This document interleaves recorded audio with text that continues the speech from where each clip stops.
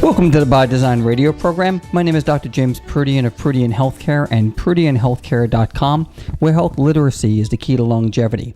And as long as God has us on this side of eternity, my show is designed to help educate you and your families to feel better, function better, and live as many quality disease-free years as possible. Thanks for joining me this week, and thank you to Tandem Radio and The Bridge FM for allowing me to speak to you this week as we're finishing our 4-part series on metabolic syndrome, or something called insulin resistance.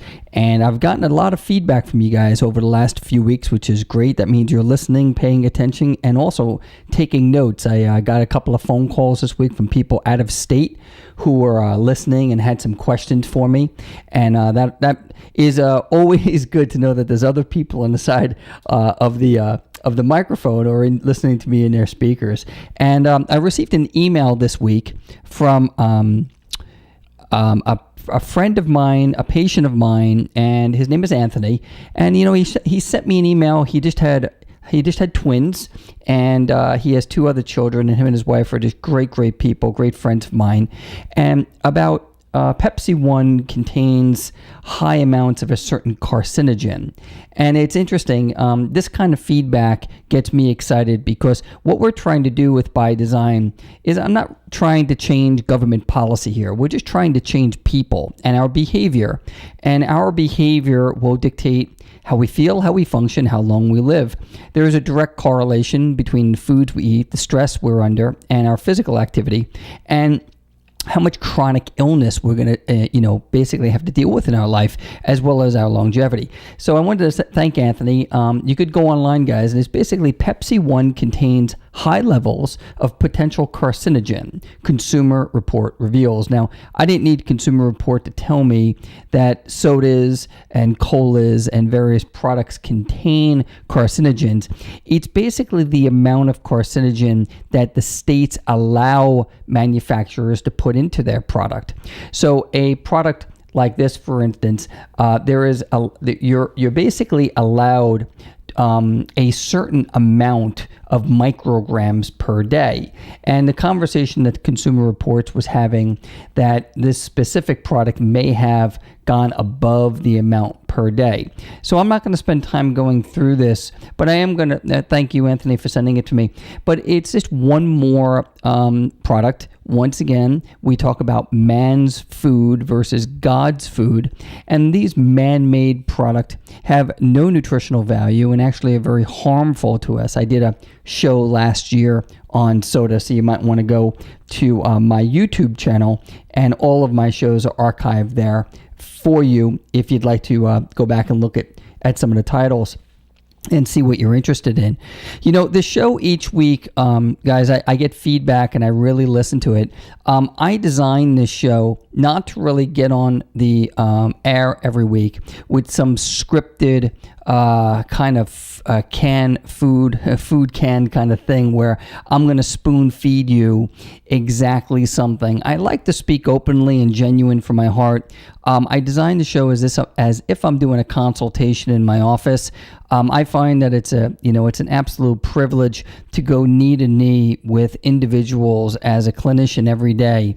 And, that's an honor that someone allows me the ability to do that. And I wanted my show to be sort of a reflection of that. So if you notice, I just speak openly. I kind of go on a certain at a certain level and a certain pace. It's just because that's the way I'm wired and it's how I speak. So I might format the shows a little bit differently in the future, but right now, hopefully this is working for you. And let's dive into metabolic syndrome or weight loss resistance. We did last couple of shows we've defined what weight loss resistance is. We looked at blood testing and various measurements that you could do with your doctor to find out if you do have weight loss resistance, metabolic syndrome, or insulin resistance. It has a bunch of names.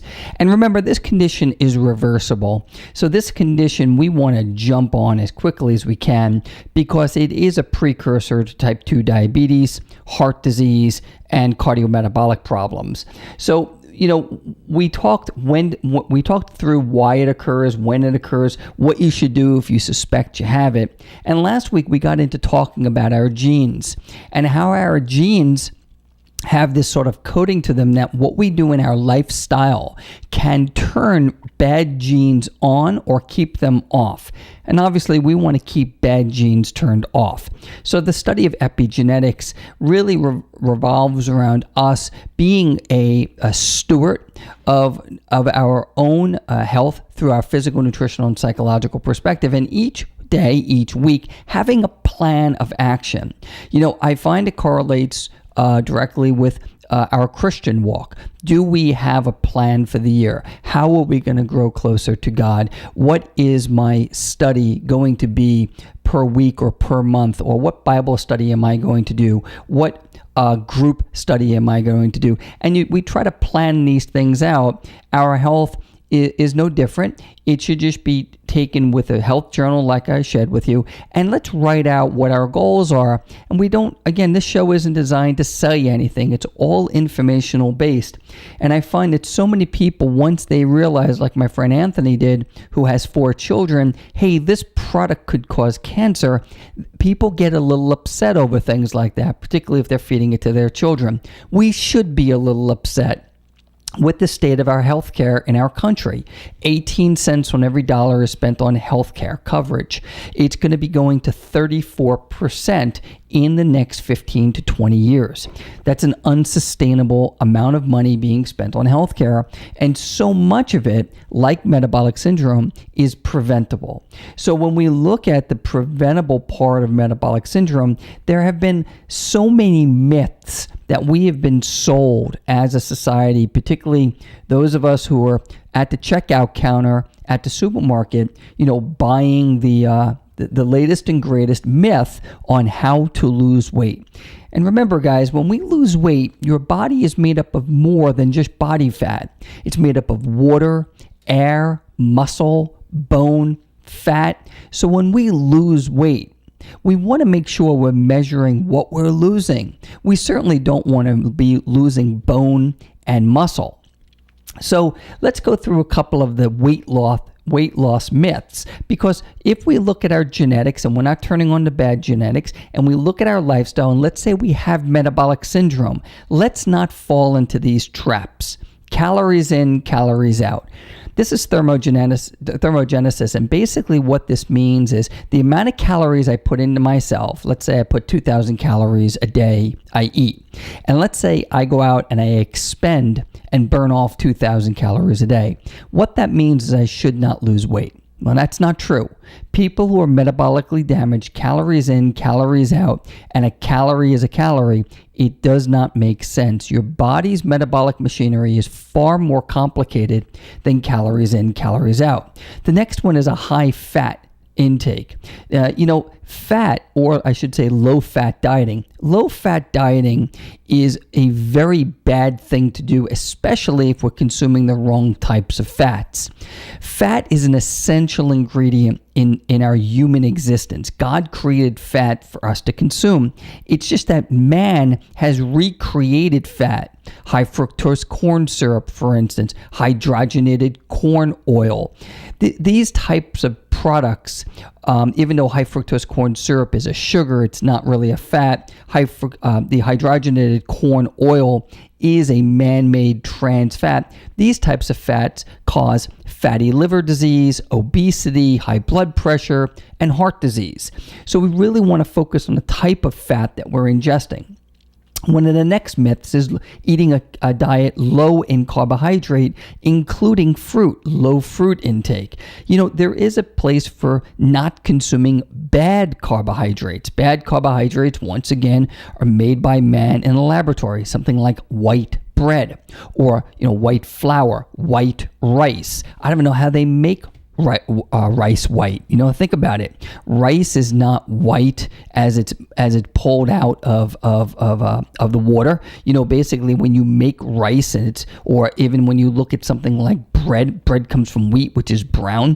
This is man's interjection. Basically, man intervenes with God's plan and creates food. And these types of myths that we've been told help us lose weight actually don't. The other thing are things like extreme dieting. Extreme dieting is horrible for our metabolic rates, which also, because we're talking about metabolic syndrome, we don't want a yo-yo diet. We don't want to go up. We don't want to go down. People who have yo-yo diet for 2 or 3 times have metabolic damage and should really seek the help of someone who's going to hold their hand, go knee to knee with them, and help them with weight loss resistance. So my point here is there's a number of myths around weight loss. And what I'm saying is we want to first identify that what we're about to go lose, let's say we're going to go and lose weight, we want to measure what we're losing. We don't want to just leave it up to chance that we're losing body fat. So make sure before you embark on this kind of a program that with weight loss resistance is that not just are you going to go and eat the right type of anti-inflammatory food, God-made food, and you're learning how to time your food. Like for instance, fruit should not be eaten when you're eating other foods. We want to try to take the fruit and isolate it, eat it alone. Try not to consume fruit juices is another thing. Fruit juice, my attitude towards fruit juice is eat the package that the juice came in. So if you're going to drink orange juice, eat an orange. Apple juice, eat an apple. God really knew what he was doing. He made our fruit come in a package that is filled with antioxidants and other types of digestive enzymes that help us digest food. When they make juice, all of that good stuff comes out of it. So we don't want to spike insulin by drinking large amounts of fruit juice. And remember, we're dealing with insulin resistance. That means our cells have built up a resistance to insulin. So metabolic syndrome, we're dealing with a cellular problem. We want the insulin to go into the cell at a more rapid rate and bring the glucose, which is sugar, into the cell. Remember, type 2 diabetes and metabolic syndrome is the inability for your glucose and your insulin to work together. So one of the things that we do in clinical practice many times is detoxify the liver through a proper detoxification program and then introduce low glycemic food. Now, let's talk about that for a second.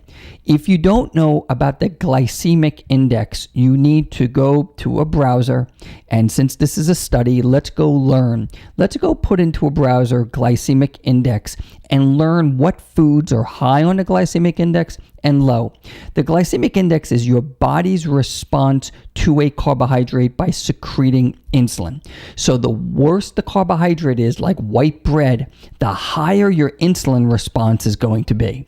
So now that you've learned about metabolic syndrome, and now that you've learned what we're going to go and embark on, getting away from high glycemic foods is essential when you're dealing with this condition. It is so important. One of the first things that we do in clinical practice when we put people on, whether we're doing detoxification or low glycemic or even gluten-free type of eating, we want to be able to measure their objective outcomes to what we're doing.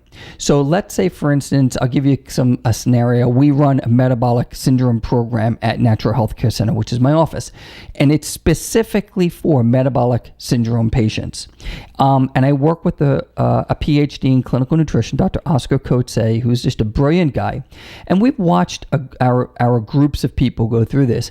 We've been able to decrease cholesterol 60 points in a 3 to 4 month period of time, while increasing the HDL, which is the good cholesterol, 17 points, and decreasing LDL 47 points in one of the case studies that we did. Triglycerides came down 111 points, and the average weight loss was about 20 pounds during this 3 to 4 month period of time. But when we measure our weight loss, we're measuring everything, and we realize that 95% of the patient's weight loss is coming through body fat. So we're doing specific science-driven targeting and reversing metabolic syndrome.